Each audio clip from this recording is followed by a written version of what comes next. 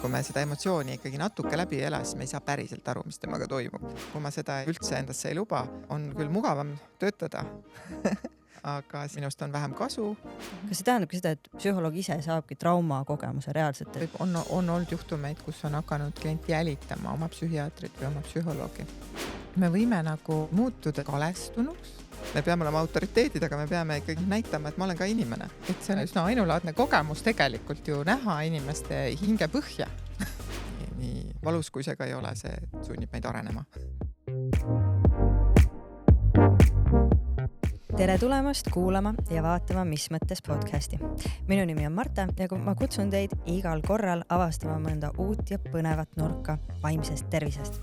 Podcasti on ellu kutsunud sotsiaalse mõju küsimustega tegelev Stories for Impact ja lisaks neile stuudiovestlustele leiab meie blogist aadressil storiesforimpact.com ka erinevaid lisamaterjale, mis ikka seotud meie vestlusteemadega, vaimse tervisega ja uuel hooajal, mis meil nüüd käima on läinud, teeme me asju natukene teisiti, mis tähendab, et tänane vestlus on jätkuks meie eelmise nädala vestlusele.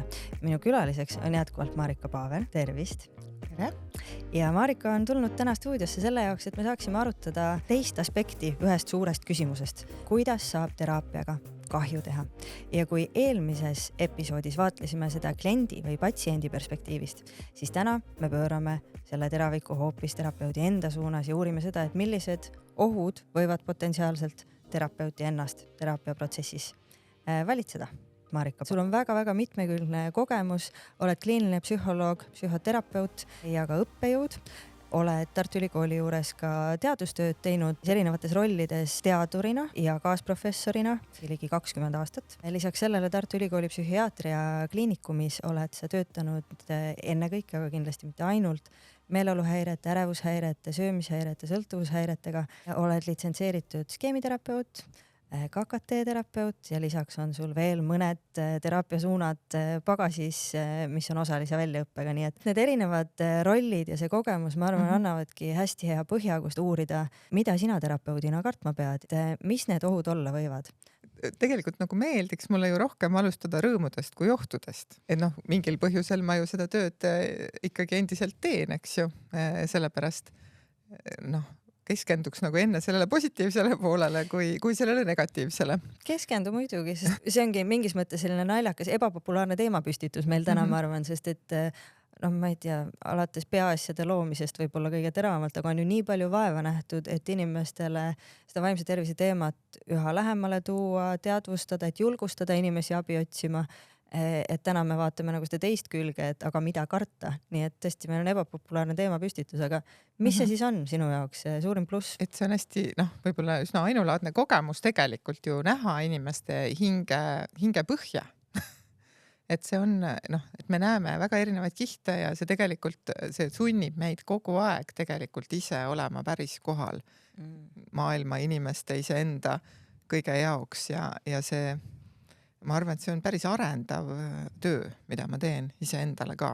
Ja see, sest teisiti lihtsalt ei saa, kui ma nagu puutun kokku erinevate asjadega, siis ma pean ka ise nagu endaga tööd tegema, kuidas see mind mõjutab ja seda nagu kuidagi, transformeerima nagu positiivseks enda jaoks. Nii nagu me trauma puhul me räägime sellisest teemast nagu traumajärgne kasv, et põhimõtteliselt, kui me kohtume kannatusega enda hinges ja ma kohtun oma kliendi kannatusega ja natukene vähesel määral seda enda sisse võtan või läbi elan temaga koos, siis mingis mõttes selles on alati mingi potentsiaal kasvuks.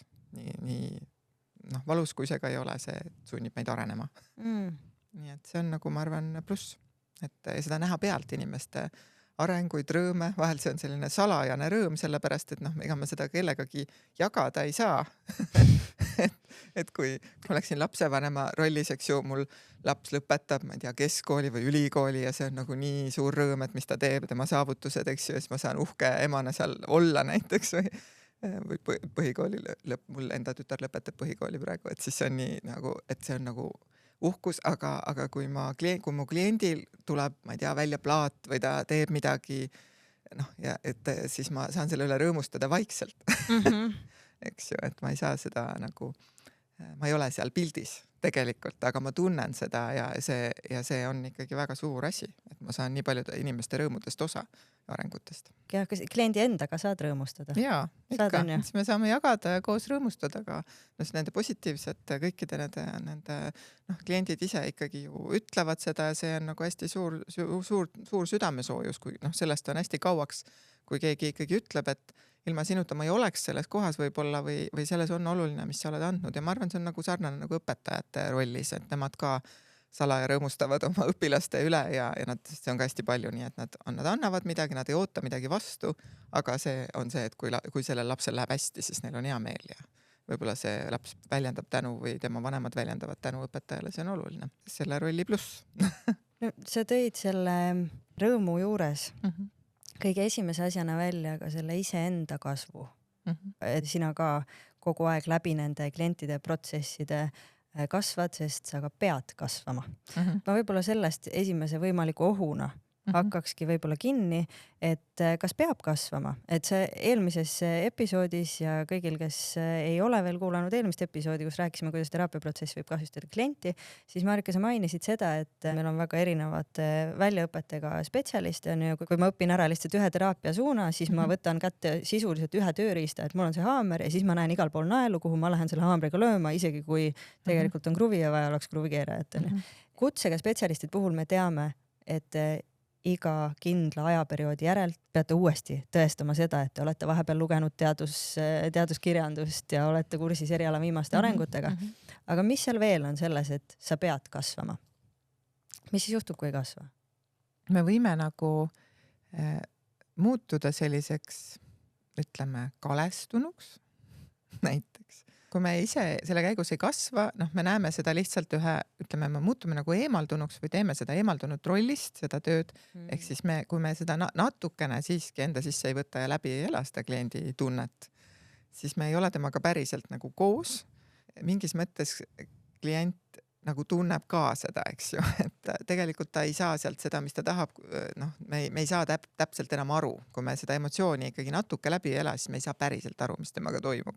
Me jääme ainult eksperti rolli ja nagu laume suuniseid või et mulle tundub, et see on see, miks me peame natukene seda enda sisse siiski võtma. Läbi enda me tegelikult saame vahel aru, et mis seda inimest võiks aidata tegelikult potentsiaalselt. Et ma nagu vahel minu jaoks see inimese emotsioon, kui ma seda nagu nii-öelda mingisuguse empaatilise ülekande kaudu tunnen enda kehas. Nii nagu me naer kandub üle või rõõm kandub üle, kurbus kandub üle, natukene seda ülekannet kogen, siis see on mulle info, et tegelikult tal on selline hirm, ta võib-olla ei ütle mulle seda, aga tal on siuke hirm. Ja see annab mulle infot, mida tal võib-olla võiks olla vaja kuulda ja mis teda tegelikult aitaks edasi. Kui ma ei arene, kui ma ei tegele sellega, kui ma seda üldse endasse ei luba, on küll mugavam töötada. Aga siis minust on vähem kasu ja siis tegelikult läheb endal võib-olla ka nagu igavaks või see muutub lõpuks, need probleemid tunduvad sellised tühised, et mis ta, ma ei taha öelda, et mul nii on, aga see võib juhtuda, et me räägime mustadest stsenaariumitest. Mõni psühholoog võib mõelda, et mis ta jälle jaurab seda sama asja. Ja, ma olen seda nii kaua kuulnud. Et see on nagu, see vana asja, ta peaks lihtsalt seda tegema, me võtame seda liiga lihtsana. No, väga palju räägitakse sellest, eks ole, et psühholoogia ehkki ta on teadus, et ta on ka väga loominguline, et ütleme, selle praktiseerimine on ikkagi ka kunst, sest et see on väga loominguline protsess ja mulle tundubki, et mina mõtestan sinu öeldud nii, et kui sa selle emotsionaalse osa ära lõikad, et siis sinust tegelikult see loominguline pool, mis ongi see emotsionaalne taju, mida rakendada, kus rakendada, et mingis mõttes te töötate emotsiooniga nagu kunstnikud, nagu näitlejad väga paljus, et kui see aspekt ära lõigata.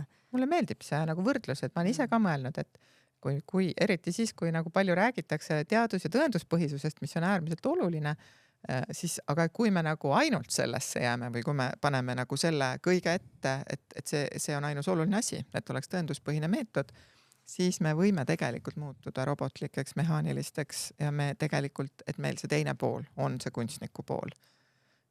Mingis mõttes see läbielamise pool ja meie töövahend sellisel juhul on siiski meie enda isiksus. Minu isiksus on minu töövahend. Ja kui ma ise ei ole ikkagi üldse teatud asju nagu endasse lubanud ja läbi tunnetanud, siis ma tegelikult ei oska seda inimest, kes sellega maadleb, päriselt aidata. et ma ei pea olema selleks, et narkomaani aidata, ma ei pea narkomaan olema. Sul ei pea olema identset kogemust olema, aga mingil moel mul on vaja nagu seda kas või kujutluses või kuidagi nagu endasse lubada, et kuidas oleks, mingi analoogia leida ja ikkagi läbi tunnetada. Ma arvan, et see on natuke sarnane nagu näitleja tööle, kes peab, ta ei saa seda teha mehaaniliselt, ta peab siiski seda enda sisse võtma, seda karakterit. Ja see ongi see, kui me nüüd tahame ohtudest rääkida, siis see on see, mis tegelikult on väsitav.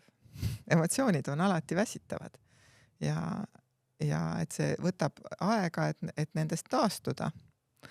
Ja sellepärast on väga oluline enda piire tajuda, et kui palju ma olen suuteline võimeline seda tööd tegema ja kui palju kliente ma olen valmis vastu võtma.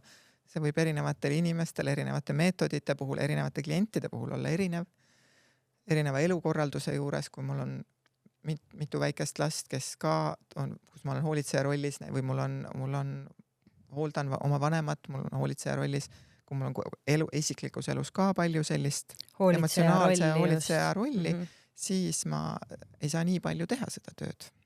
Ma pean nagu piire tabama ära.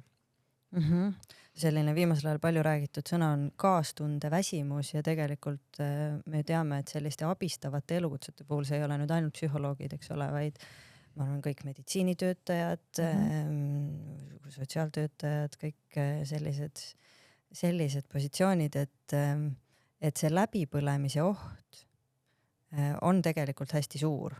On see nõnda, oled sa seda ise tajunud ja oma kolleegide puhul märganud? See on hästi palju varitsemas kõiki inimestega töötavaid spetsialiste. Ikkagi inimestega kontakt on see, kus me nagu ei ole abstraktsed olendid, me oleme inimesed ja see on midagi, mis võib, eriti kui me oleme selles ühe asümmeetrilise suhtes, selles, kus me peame nagu pigem see on suunatud teise inimese vajaduste täitmisele, siis seal on see läbipõlemise oht näidatud ära kõigi teadusuuringutega ka, eks ju. Et võib-olla ta ei ole suurem kui nagu jällegi õpetajal või mingil teisel medõel, eks ju. Aga ta on alati olemas ja sellepärast sellega tuleb rinda pista ja jällegi see arenema sundimine, et ma pean leidma viise kogu aeg ennast töökorras hoida, ennast laadida, ennast maandada ja pidevalt aru saada, kus ma sellega olen. Et ma ei saa tegelikult teha seda, et ma lõikan iseenda tunded ära. Sest kui ma lõikan iseenda tunded ära, siis ma ei saa aru, kus tunded on informatsioon selle kohta, kas ma olen korras või ma ei ole korras. Ja kui äralõigatus on see, et siis ühel hetkel lihtsalt võib juhtuda, et mu keha ütleb üles nii-öelda või tekib mingi füüsiline haigus, sest ma ei ole tundnud, et ma olen tegelikult väsinud ja olen lihtsalt teinud mehaaniliselt oma tööd. Ja ma pean tegelikult oma tunnetega olema kontaktis ja saama aru, et nüüd see mõjutas mind ja nüüd ma natukene töötan selle tundega, võtan aega selleks ja taastun. Ja siis ma olen jälle töökorras. No üks oluline asi, mille sa välja tood, on see töökoormuse reguleerimine ja tajumine, sest ükskõik mis alal, eks ju, läbipõlemisega on seotud ka see, et kui palju ma seda teen, kui suure osa minu igast ärkvel oldud minutist või tunnist moodustab ainult see üks eesmärgipärane tegevus. On ju. Me teame, et meil ka ikkagi inimesed töötavad tihtilugu mitmes asutuses, võtavad erinevalt vastu. Et üks pool on see läbipõlemine, aga teine pool on see kõik need sellised märkamis- ja enesehoiu oskused, mis mulle tundub, et kõrvaltvaatajatena meile, oma võhikutele, tundub, et psühholoogid peaks ju olema kuidagi haavamatud, on ju. Et teil on ju kõik see arsenal, te ju sellega tegeletegi, kuidas inimesed saaksid olla terved, et kuidas te siis nagu ise ei peaks oskama, et võib-olla see taju on ikkagi tihtilugu selline, et sa nagu psühholoogina peaksid olema üliinimlik. Kuidas sellega siis tegelikult on, et kui haavatavad on psühholoogid vaatamata kogu oma teadmisele inimese toimimisest? Et kas kingsepal endal on kingad? Just. See küsimus. See on tõsi, et me tegelikult ju istume selle kulla hunniku otsas, et meil on kõik need teadmised ja oskused olemas ja oleme neid harjutanud ka ja kogu aeg tegeleme sellega, aga et selles mõttes, ja ma ei ütle, et need ei toimi, need toimivad, aga nagu reaalsus on ka see, et selles mingid asjad on objektiivsed, väsimine on tegelikult ikkagi nagu objektiivne asi, et seda ei ole võimalik nii-öelda, et ma teen tööd ja ma üldse ei väsi. Kõik töö on isegi minu meelest mingi füüsikaline definitsioon, et töö ongi tegelikult energia kulu. Et see on ju loomulik, et ma nagu annan välja mingit energiat ja loomulikult ma väsin selle käigus. üliinimene tõesti võib-olla ei väsi, igiliikurit ei ole olemas, eks ju, psühholoog ka ei ole igiliikur. Et aga sellised vist ootused küll ja natuke müüdid võivad olla, et inimesel oleks on nagu vaja kuidagi seda tunnet, et see psühholoog, et tema nagu teab ja tema on see õige ja täiuslik ja kui ma tema juurde lähen, et siis ta õpetab mulle, et noh, ja tema ja mina siis saan ka selliseks ja sageli me peame seda müüti natuke lõhkuma. Me peame olema autoriteedid, aga me peame ikkagi jääma, näitama, et ma olen ka inimene. Et see on okei.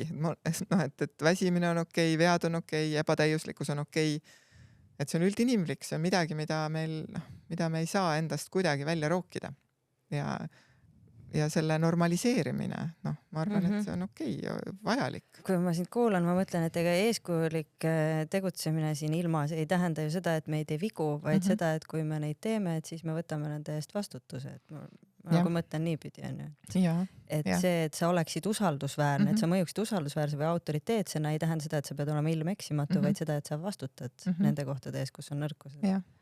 Et vahel võib ka olla nagu näiteks inimestel, kes tegelevad, ma olen selle teadveloleku praktikatega, eks ju, kokku puutunud, et siis inimesed hakkavad mediteerima, neil tekib ootus, et näiteks see guru, kes õpetab neile mediteerimist või teadveloleku õpetaja, et aga temal ei olegi kindlasti neid et mõttemaru seal peas ja seda monkey mind'i või seda, et mõtted hüppavad ja tal on kindlasti väga kerge mediteerida ja tal on peas tühjus, eks ju.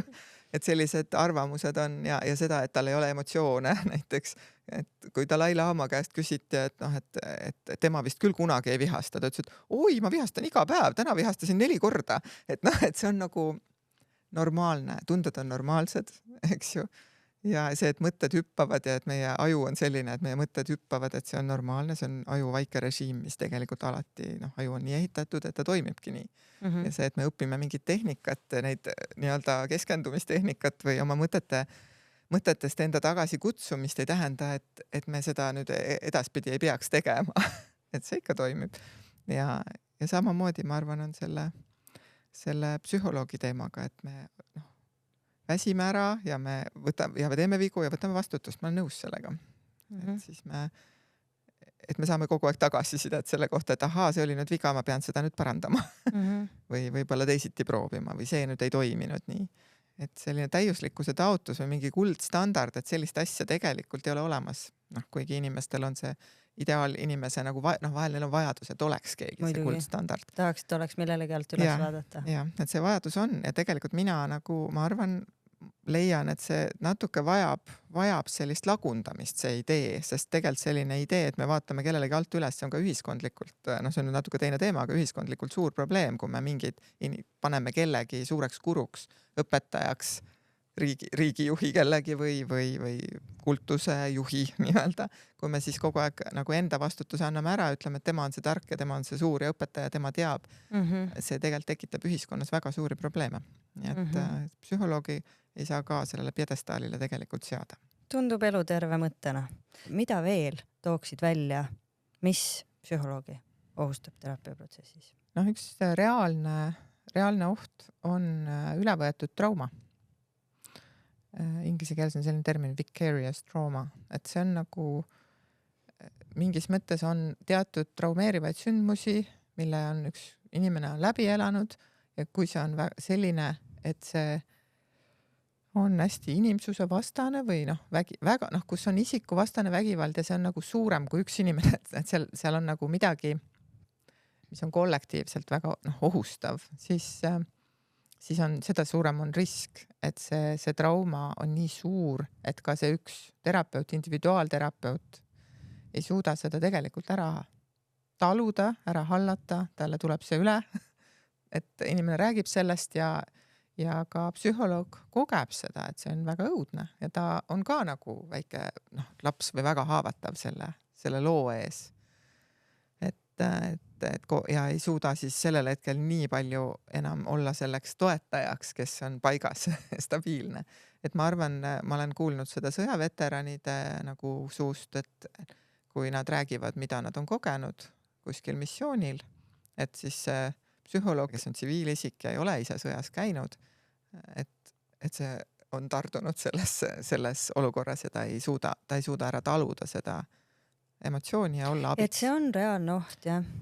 see on väga huvitav, sest see teema tuli meil võib-olla jutuks ka episoodis, kus me rääkisime trauma ja isiksushäirete vahelises suhtes, kui üks meie külalistest oli Kaia Kastepõld-Tõrres, kes ütles, et tema ülikooli aastatel oma esimese praktika sai siis Estonia katastroofi ohvraid nõustas, mis on tõesti selline suur kollektiivne trauma, on ju. Aga kuna sa tõid välja veteranid, et siis just trauma puhul, ma arvan, või ütleme siis selliste spetsiifiliste elukutsete puhul näiteks, kus võibki olla tunne, ma arvan, meil kõigil on vahel tunne, et keegi minu kogemusest ei saa kuidagi aru, on ju, aga kui sa oled kuulunud mingisugusesse gruppi, kus on mingid reeglid, mingid eeskirjad ja nii edasi, et see identiteet on sellega hästi seotud, sa oled seal kogenud midagi keerukat ja siis sa pead minema ja rääkima sellest inimesele, kellel puudub igasugune laadne kogemus, et ma kujutan ette, et see tõrge on ju nagunii väga suur. Et ühest küljest ei tahaks kellegi julgust maha võtta, seda ikkagi jagada, aga samas sa ütled, et see on täiesti reaalne oht, et psühholoog võib-olla ei oskagi seda kuidagi ära protsessida või saab ise ka traumakogemuse. No mis ei tähenda, et see oleks nüüd kliendi vastutus otseselt või patsiendi vastutus. See ei ole kuidagi kliendi vastutus, see on selge. Et see on ikkagi, eelmises episoodis, kui palju me seda jõudsime nüüd käsitleda, aga arusaamine oma pädevuse piiridest, oma enda piiridest on väga oluline, et ma saaks aru, millega ja kui palju ma olen võimeline töötama ja abistav olema. Et tõesti, ma arvan, et sellises spetsiifilises kohas on hästi palju, näiteks sõjaveteranidel, neil on tegelikult oma enda grupist inimestest, kes on tegelikult välja tulnud või kuidagi saanud hakkama, nagu tugigrupid sellised teiste veteranidega, kes on natuke juba nagu oma posttraumaatilise stressihäirega võib-olla jõudnud kaugemale, jõudnud traumajärgse kasvu faasi, et nendest on kindlasti abi lootust andma ja ka, et võib-olla julgeda neile rääkida rohkem ja inimesed ikkagi, kes on ise, kellel on endal sõjakogemus ja kes teavad, millest jutt. Ma arvan, et sellest on rohkem abi kui ühest psühholoogist, kes on tsiviilis. Ja ma arvan üldse, kuidagi tuli praegu see gruppide teema, et ma arvan, et kollektiivse trauma puhul ongi hästi palju vaja ka kollektiivset abi. Et individuaalteraapia ei ole iga asja puhul kõige parem sekkumine tegelikult. Et me peame aru saama tegelikult, kui on tegemist kollektiivse traumaga, näiteks või mingi olukord, kus nagu kõik näiteks tuli COVID, kogu maailm läks lukku, eks ju. Psühholoogid kõik tegelikult muidugi hakkasid abistama, lõid oma kriisitelefoni ja nii edasi, aga tegelikult needsamad psühholoogid olid ju ise ka sellest puudutatud, sellest COVIDist. Nendel ka, nemad pidid ka kodukontoris töötama, nendel oli ka lapsed ja kodulasteed ja kodukool, eks ju. Ja nad olid ka ehmunud, nad ei teadnud, mis saab. Aga mulle tundub, et ma ei kuulnud, et oleks väga, see ei olnud nii suur trauma Eestis, vähemalt need lockdownid ei olnud nii, ei kestnud 5 kuud, nii et sa üldse kodust välja ei saa.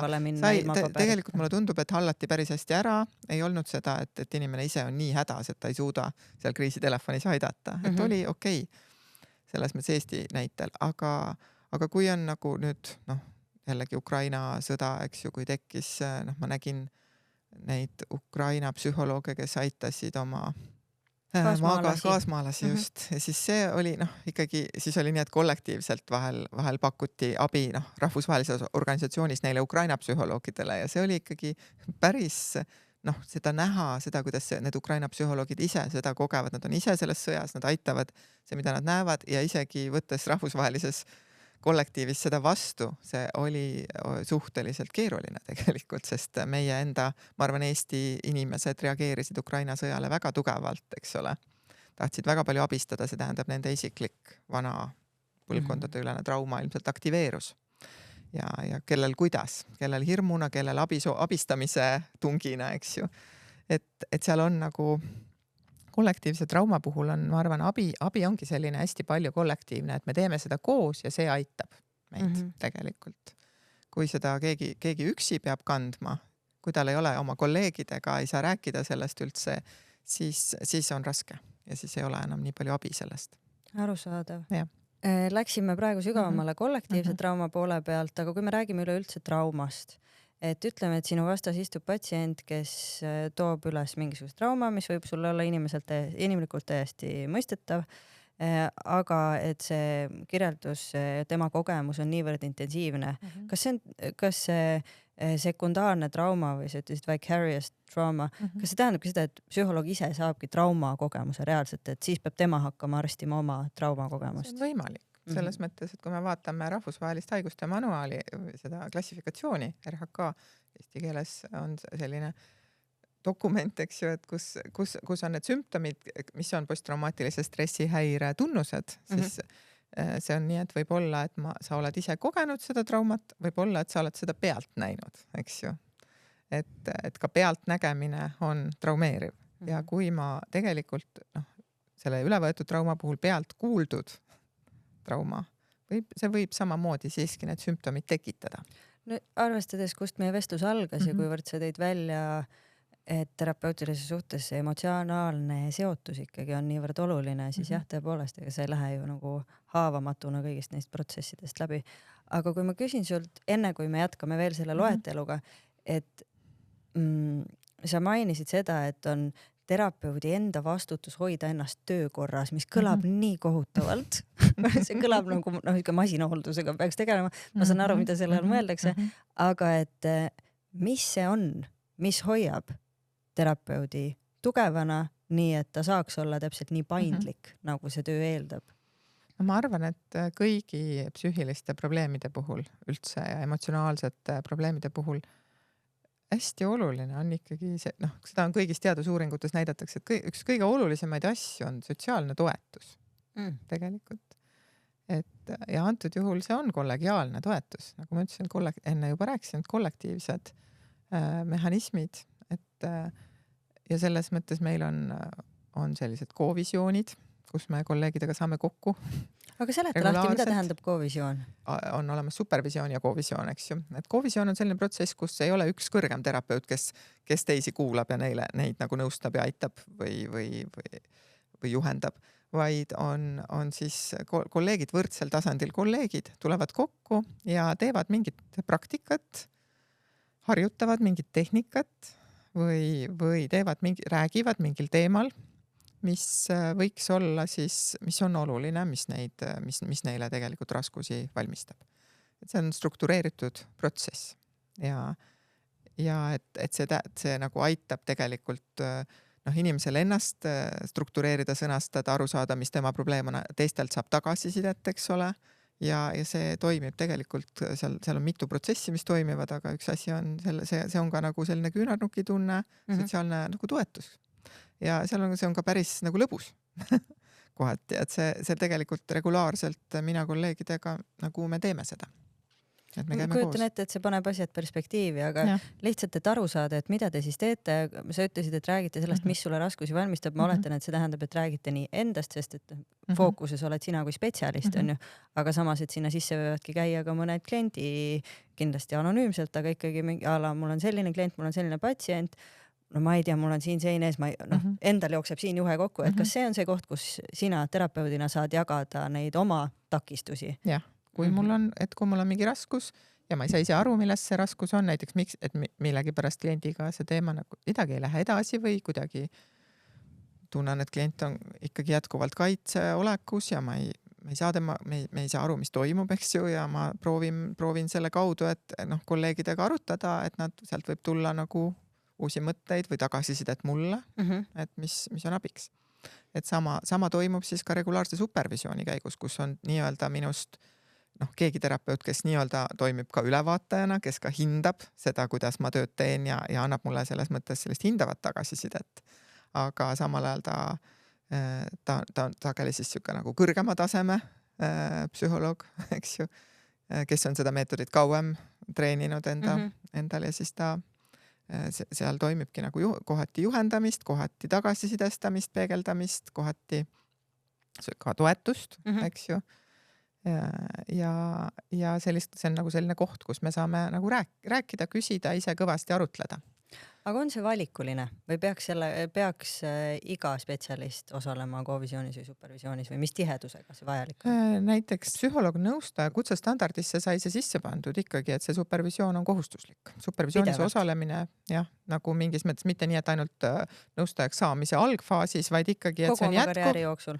Et see sai sinna sisse kirjutatud. et kuidas ja täpselt, millises vormis, kelle juures seda ei ole, aga see on nagu ikkagi, see sõltub meetodist, see sõltub teraapia koolkonnast jällegi aga et mingil moel seda on nõustajal vaja. Et ma ei ütle, et see on alati ja igal juhul ja kõigil kohustuslik, eks ju, et mina isiklikult usun, et see on vajalik. Ma mõistan, aga küsin selle vana hea lemmikküsimuse, et aga kui paljud psühholoogid käivad ise psühholoogi juures? Mul selle kohta statistikat ei ole tegelikult, et ma ei tea. Ma nagu tean seda, et ma näen seda ikkagi nagu kogemuse pealt, enda ja oma kolleegide kogemuse pealt, et väga palju.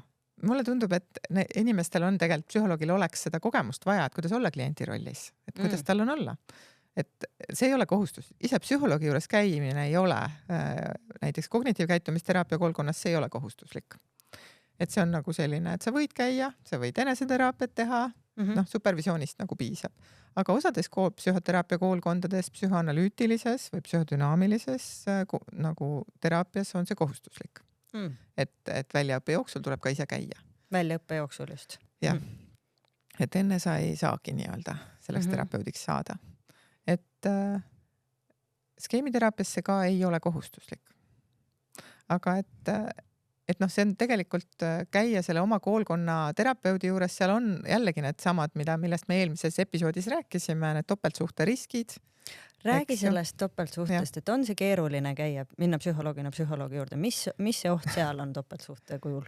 No, et rollid lähevad segamini. Et kas ma olen selle inimesega nüüd kolleeg või ma olen tema abistatav, et kui me siis saame näiteks, kui ma lähen tema juurde kliendina, eks ju, siis me ei saa tegelikult vältida kokkupuuteid muul ajal, me ikkagi ja inimene, minu psühholoog, kui ma tema juurde siis lähen, saab minu kohta infot, mida tal võib-olla on raske nagu enda hoida selles kastis, kui ta näiteks peab hiljem andma mulle hinnangu mingis olukorras või tal oleks vaja mind veenda mingisugusesse algatusse, et siis minul võib olla raske kui ma oma psühholoogile ei öelda, kui tema kutsub mind kuskile, et mingisse töögruppi, sest et ma tunnen, et ma pean talle vastu tulema, ta on minu psühholoog, et sellised rollid võivad sassi minna. Aga kuidas seda siis lahendada, et ega siis ei saa ju kõik minna nagu kristalliterapeutide juurde, et ikka peab võtma oma ringkonnast selle psühholoogi, kui teda võetakse välismaalt, nüüd on meil Zoomis võimalik, eks ole, tehakse seda, et online teraapia käiakse vahel, kui tõesti on nagu mingi ka psühhiaatritel või kliinilistel psühholoogidel, vaimse tervise õdedel või kellelgi on kriis endal, kus nad satuvadki mingisse, satuvad psühhiaatrikliinikusse, siis ravitakse teises haiglas enamasti, proovitakse teises linnas seda juhtida, et see ei oleks oma kolleegid siin teraviks. Et ikkagi proovitakse seda nagu võimalikult vähendada, seda selliseid kokkupuuteid, aga sageli see ei ole võimalik ja siis lihtsalt lepitakse kokku ja kogu aeg hinnatakse protsessi, et kas see on probleem või ei ole probleem. Et hoian neid asju lahus, neid rolle rahus ja lihtsalt unustan ära. Et see on nagu eriti palju on seda ju see, et ikkagi kui ma töötan õppejõuna ja siis ikkagi ka psühholoogina, siis need psühholoogi tudengid võivad ka sattuda teises rollis minu juurde. On nad kord minu ühel hetkel juhendatav, teisel hetkel klient või vastupidi, eks ju, see võib nii juhtuda. Et keegi näiteks tuleb kutseaastale ja tal on seal väga raske, kui ta töötab erinevate inimestega, tal tekib kriis ja ta vajab abi ja vahel ei ole võimalik suunata mujale. Et kuidagi lahendatakse, Eesti on väga väike, sellepärast on meil raskem seda lahendada. Vältida, kui ollakse sama eriala peal. Kui me praegu oleme rääkinud ennekõike sellest, et mis see protsess ja koormus ja nii edasi, et mis see võib psühhoterapeudi jaoks tähendada. Et kui ma pööran selle sinnapoole, et aga kas klient saab olla psühhoterapeudile ohtlik? Mil moel? Kas topeltsuhted lähevad sinna ka või kas inimesed võivad olla vägivaldsed? Mis ohud on nagu kliendi poolt? See on võimalik ja kui neid piire ei ole väga hoitud, kui on nagu ei ole läbi räägitud piire, et võib juhtuda, kui klient on väga haavatav, isiksuslikult haavatav, siis see on võimalik. Ma ei ütle, et mul on kogemusi, et seda väga palju oleks juhtunud, või et seda üldse nii väga oleks juhtunud, et üldiselt erastruktuuris töötades väga ei ole mul küll mingit sellist asja juhtunud, aga ikkagi võib olla näiteks, et klient klammerdub nii palju või ta tunneb, et ta näiteks on olnud juhtumeid, kus on hakanud klient jälitama oma psühhiaatrit või oma psühholoogi. Läinud, ta lihtsalt on nii kiindunud temasse või temast sõltuv, et ta läheb talle koju. Ja see on tõesti nagu ohtlik või see on häiriv, eks. Aga mida saab üldse terapeut sellisel puhul või psühholoog sellisel puhul teha? Ta saab selle jutuks võtta siis nagu kui inimene tuleb tema vastuvõtule ja rääkida sellest, et see on ikkagi, seal on selge piir, et seda ei saa juhtuda, ta võib valideerida ja mõista seda, öelda, et ma saan aru, miks see juhtus sinuga, et ma mõistan seda, et sa olid nii haavatav, sul oli nii raske ja sa võib-olla tundsid, et äkki sealt tuleks seda tuge. Aga et kuskil on seal nagu need piirid, mis on vaja paika panna. Samamoodi kui klient nagu seansil näiteks, see on ka jällegi isiksuslikult haavatavate inimestega, kellel on sellised mustrid, et ta läheb sellisesse olekusse, kus ta hakkab vastuvõtul käituma kuidagi, viskama asju, karjuma. Näiteks on mingis mõttes kontrollimatu käitumisega. Et siis jällegi me peame selgelt nagu et selles ruumis sellist asja, see on ebaturvaline kõigile, see on mulle ebaturvaline, see on talle ebaturvaline, peame kontrolli saavutama, eks ju, siis me peame ütlema, et see peab lõppema, see käitumine peab lõppema. Võib-olla on vaja nagu hästi selge olla selles asjas, et me ei saa seanssi jätkata sellistes tingimustes. See on väga huvitav, sul on nagu selline suhteliselt spetsiifiline või hästi kindel sõnavara selle koha pealt, et just nimelt see, et mõtlengi, et mis see ettevalmistus on. Ma saan aru, inimestel erinev, aga psühholoogil just selle koha pealt, et selge see, et inimesed tulevad, nad on haavatavad, neil võib olla emotsiooni reguleerimisega probleeme, võibki keegi hakata laamendama, et suure tõenäosusega enamik psühholooge on sellise asjaga kokku puutunud.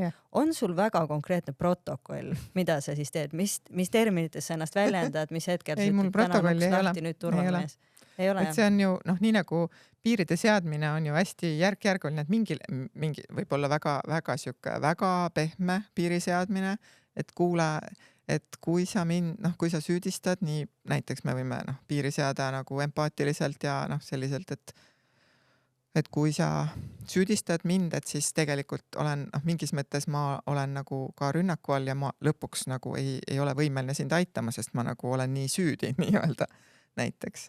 Et kas me saame sellest, kas me saame pausi teha, kas me saame rääkida sellest, kui sul on mingi valu või sulle tundus, et ma tegin haiget sulle, et kas sa saad sellest rääkida niimoodi, et sa ei ründa mind, eks. Aga et see on nagu siuke pehme. Aga et oleneb käitumisest, eks ju. Kui ta tuleb mulle kallale näiteks, võtab mul kraest kinni või tuleb puudutab füüsiliselt mind niisugusel moel, et siis ma pean lihtsalt ruumist välja kõndima, eks ju. Et lõpuks kehtivad seadused kehtivad ikka meile kõigile. Piiri seadmine võib olla erinev. Et ma kujutangi ette, et need astmed on, ütleme, tõepoolest, sul on klient, tuleb sinu koju. Võib-olla sa tõepoolest oled nii kannatlik inimene ja et sa esimesel korral adresseerid, ütled, siin oli selline olukord, mõistame, nii edasi. Kui see kordub, siis ma oletan, et peame lõpetama selle teraapia suhte. Just, ja kui see kordub siis ma oletan, et sa kutsud politsei. Jah, siis ma kutsun politsei, just. Nii ongi. Kas on midagi veel, mida kliendi poolelt karta? Milleks valmis olla, ütleme siis pehmemalt? Ma ütlen, ma tegelikult ei ole mul nagu kogemust, et nüüd oleks, et psühholoogid kardaksid kliente nii väga ja et ma ise tunneks nad väga ohustatuna. Ei ole nii. Et üldiselt need on kõik, mis me räägime, tegelikult räägime ju väga suurtest eranditest, nii nagu eelmine kordki. Annaks jumal. et selles mõttes otseselt nii-öelda sukest nagu ohtu või riski või kahju ma ei taha nagu välja tuua, et seal on nagu võib-olla see, et kui mingi asi meid võivad käivitada, mingid asjad, mis klient teeb, võib juhtuda, et kuidagi see osatab mingit minu valupunkti ja mingit asja, mis mul vajab isiksuslikult arendamist nii-öelda. Et igal psühholoogil on omad teemad, mis nende puhul võivad olla nagu valusad kohad, näiteks mõni ei talu hästi kriitikat. Muidugi. Näiteks mõni näiteks kardab sellist, kui on väga jõuline, näiteks kardab lihtsalt, et on suur ja tugev mees. Näiteks tal on kogemusi selliseid ja tal on raske sellega töötada näiteks. See võib olla väga erinev, mis on kellegi nii-öelda käivitav punkt. aga see on väga huvitav, sest et nagu me ka eelmises episoodis rääkisime, et me kõik julgustame, et kui esimene psühholoog ei sobi kliendile, et siis ei tasu ära lõpetada ja mitte kunagi enam minna öelda psühholoogia on mõttetu, vaid et otsida seda spetsialisti, aga kui me vaatame seda spetsialisti poolelt, vaatame psühholoogi poolelt, et te ju ei saa valida, selles mõttes saate, aga selleks, et psühholoog ütleks, et nüüd me katkestame või ma ei oska sind aidata, ma nagu kahtlustan, et seda ei tehta tavaliselt subjektiivsetel põhjustel, vaid ikkagi tõesti nagu siis, kui ma saan aru, et ma ei saa aidata või kui see on kellelegi ohtlik, on ju. Aga seesama mõte, et minu vastu istub inimene, kes trigerdab minus midagi ja tegelikult ma ei tahaks seda tööd selle inimesega teha, ma ei ole ise selles punktis, ma ei ole selleks valmis. Mis siis saab, mis sa siis teed? Lähed kovisiooni? Ma lähen kovisiooni või supervisiooni üldiselt, kui selline koht on nagu raske koht, siis tasub supervisiooni minna. Kui ma tõesti juba kaalun, et kas ma saan üldse töötada, kui see nii hull on, see enamasti on see, et see on käivitab mind ja see on nagu huvitav, see on nagu väljakutse, see on põnev. Appi, mul tekkis reaktsioon, oi kui äge. Ma nagu tegelen sellega, eks ju. Et mulle tundub, et oluline on olla selles küsimuses ka mingil määral läbipaistev. Et kui see toimub alateadlikult, et minul tekib reaktsioon, klient nagu näiteks näeb, et ma olen kuidagi pinges või nii. Tema ka kogeb, et mingi pinge, tal on ka ebamugav, et ma vahel võin öelda, et võin isegi öelda, et tegelikult mul tekib siin reaktsioon nagu. Võin seda öelda, see on välja öeldud, ma saan aru, pean ära tundma, kas see on minu või tema asi, et kas ma nagu lihtsalt võtsin tema tunde üle, ma ütlen, et tead, ma tunnen su tunnet, ma tunnen su hirmu enda kehas ka, ma saan aru, et see on sinu oma, aga ma mõistan seda nüüd, sest see on minul ka siin nüüd. Kui see on minu, ma saan aru, et see on minu reaktsioon teisele inimesele, sest mul on mingi oma kala siin, siis ma pean läbipaistev olema selles, ütlema, et tead, tegelikult mul nagu vist on mingi isiklik reaktsioon ja sorry, et ma pean natuke vaatama, mis see on ja võib-olla ma ei ole korraks nagu päris kohal, et kui sa saad sellest aru. Ma isegi võin seda, ma arvan, et see on okei seda öelda inimesena, sest et parem see välja öelda, kui see, et see on lihtsalt ja toimub kuidagi meie mõlema jaoks nähtamatult. Aga hea on seda siis nagu selle üle ikkagi nagu kontempleerida või nagu mõelda ja siis vaadata, ja siis ma tavaliselt ikkagi mina teen eneseteraapia sessioone, et siis ma nagu teen nagu sellist nii-öelda kirjavahetust iseendaga, et kirjutan üles, panen selle struktuuri, mis mul käivitus, teen endale toimetulekukaardi ja saan aru, mida mul tegelikult, mis mind aitab. Rakendan seda sama meetodit, mis ma klientidega rakendan, eks ju. Rakendan ise enda peal ja enamasti see nagu toimib, et see ei ole tähenda, et ma peaksin kuidagi lõpetama. Et see ongi see arengu teema, jätkuva arengu teema. Aga jah, vahel võib olla, et ma tunnen, et see kordub ja ma tunnen, et ma ei saa üle või ma ei saa aru. Siis tuleb nagu võib-olla superviisoriga arutada ja vaadata, mis oleks kõige mõistlikum teha. Ma tulen lõpetuseks meie vestluse alguse juurde korraks tagasi, et kui sa rääkisid sellest, et kui emotsionaalselt kulukas on ikkagi aitav töö igas mõttes, et siis see on miski, mida kliendina ja kui sa praegu ka ütlesid, et klient ju tajub, kui on pinge, on ju, et tõepoolest see teraapiasuhe on tõesti üks väga kummaline ja ainulaadne asi. See on teaduslikult tõestatud, et usalduslik teraapiasuhe mängib väga olulist rolli selles, kui tulemuslik on teraapiaprotsess. Ja et seal on ka kliendi poolt ikkagi nii palju mingit lojaalsust, suurt tundlikkust, iga välja öeldud sõna tõepoolest pinge tajumise suhtes. Ja kui me rääkisime ka koormusest, et siis ma kogu aeg hämmastun selle üle, kui ma isegi käin oma psühholoogi juures, et kuidas sa võtad täistund kukub, üks astub välja, järgmine sisse, kuidas sa üldse nagu ümber häälestud, et ma kogu aeg imestan, et seal ikkagi teatav selline, ma ei tea, mingi selline haruldane enesereguleerimise oskus peab seal ikkagi olema juba selleks, et ühe inimese pealt teisele suuta häälestuda. Jaa.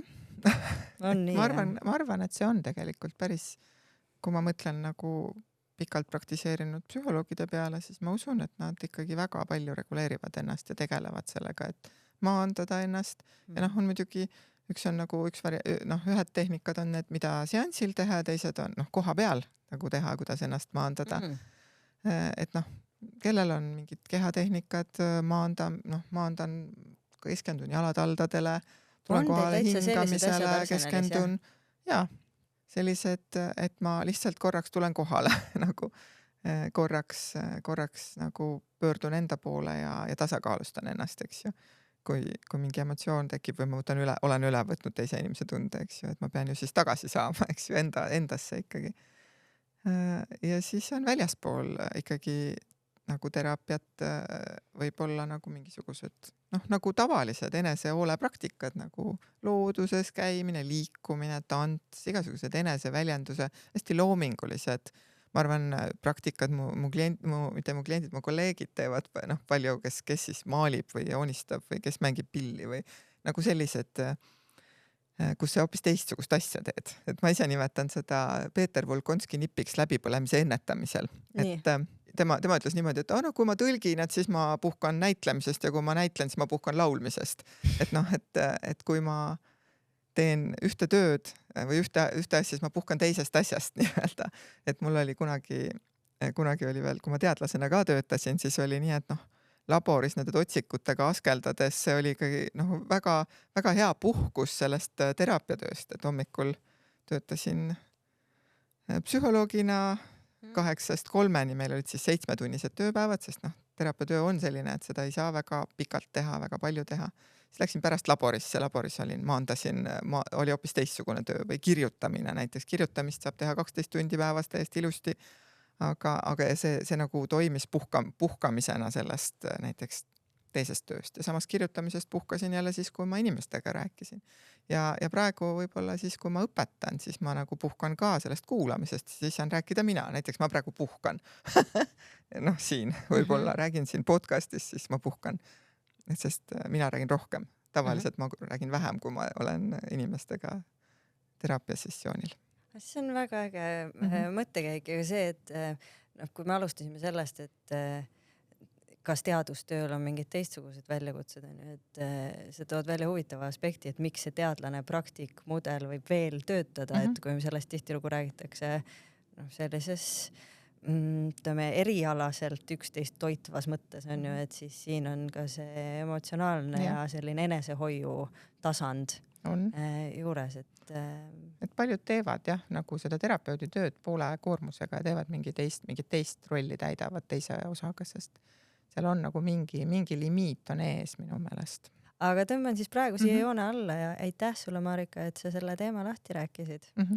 Ja soovin omalt poolt jõudu sulle ja kõigile sinu headele kolleegidele, et kõik need enesehoiu praktikad oleksid nii varnast võtta, et te jaksaksite meid kõiki jätkuvalt aidata, et hoidke siis ennast. Ja mul on väga hea meel, et sa alustasid seda vestlust sellega, et kui palju sa ikkagi saad rõõmu sellest terapeudi tööst, et loodan, et see toidab. Ja aitäh kõigile vaatajatele ja kuulajatele.